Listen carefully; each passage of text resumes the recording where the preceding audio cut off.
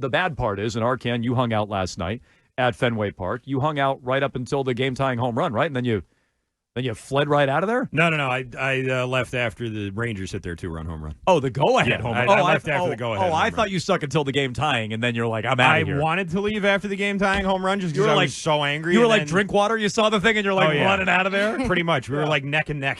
It's like two horses at the end of a race.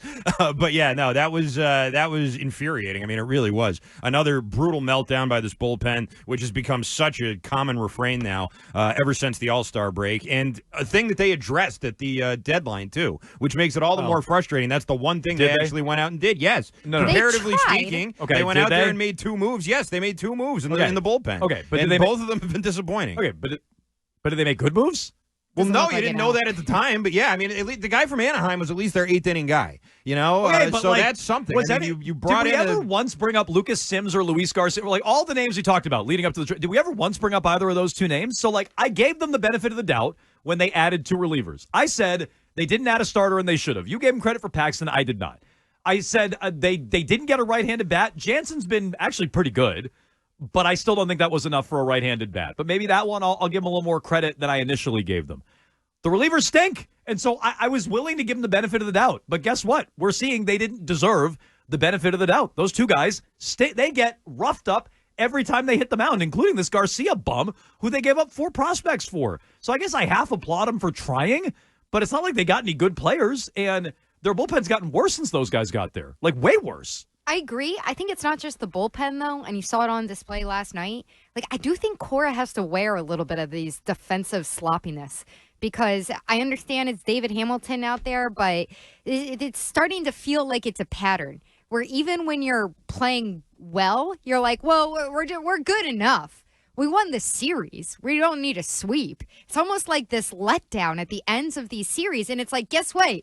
You're so marginal right now. You need to win these games. And that means like being on the little things here, because that's how you lost it last night, and that's how you lost these leads. And now you're slipping back down out of the wild card race. Yeah. And you're going up against the Astros and the Orioles, and you can't do that stuff at all against those teams. So I don't even know if those series are winnable for you. Do you guys know where the Red Sox are in the league in errors?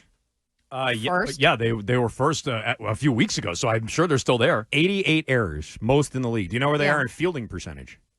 No, I know they lead in unearned runs. I don't know where they are in fielding also percentage. 30th with a 980 fielding percentage. They are the worst defensive team in the league right now. Do you agree with Mego? And that's all season. That's not just since the All-Star break. That's all season. It's all season now, yes, but more recently is when it, I think, nosedives. Do you agree with Mego? Cora has to wear some of that? I think so. Me too. I understand that there's a lot of guys playing out of position. I mean, we know that. Romy Gonzalez isn't a first baseman. Ceddanne Rafaela isn't necessarily an infielder. Like, there's concessions that you make when it comes to that. But, you know, you had Rafael Devers overrunning the base yesterday with 2 outs, where it's ridiculous. I know the run ended up scoring, but that ended that inning in the middle of a rally there. You had Hamilton, who is an infielder, in that awful play. And it just sort of seems like at some point, you know, you gotta be able to pull these guys up out of it, and they just keep getting worse. Yeah. So I don't absolve Cora, and Cora took his money, and now the team is nosediving again, and it's a familiar pattern. Like, I don't love that. Don't love that one bit. Tomasi wrote about this today. How much of it's Andrew Bailey's fault? Which I'll put Cora above Bailey, by the way. And I wasn't one of these people giving Bailey a ton of credit early on in the year. We felt like it was smoke and mirrors, and like, this isn't going to last, and it's not lasting.